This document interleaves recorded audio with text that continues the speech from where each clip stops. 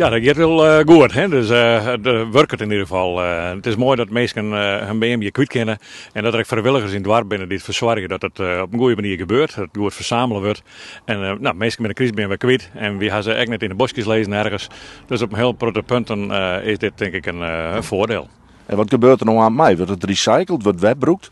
Ja, dat is wel de bedoeling, hè, dat het recyclen wordt en dan kan het in misschien plaatmaterialen wat dan ook verwerken worden. Dus dan wordt het ook weer herbroekt. Ik denk nou een stuk of 20. Toen je van de morgen kwam, toen lijn er al een paar. Dus die mensen gaan net een bondje krijgen. Maar ja, ik denk nou een stuk of 20 die wel uitdeeld hebben. En sommige mensen komen op fiets, sommige mensen met de rode, sommige mensen met de auto. Dus ja, dat gaat hartstikke best. We zorgen wel dat er vooral ik ben binnen die een heel grote ophelje bij de huizenloons. Dus eigenlijk de meeste dorpen toch wel mij en daar werd ik een soort inzamelen. Dus het werkt echt wel goed. Meestal ben ik blij mee. Ja, want die band die kreeg natuurlijk een bondje en een geldprijs zit er al vast. Ja, klopt. Ja, je kan wat leuks heljen en je kan ook een prijs winnen, een geldprijs. En dan kan je ook nog wat moois krijgen. Dus dan zit er nog wat extra's aan vast.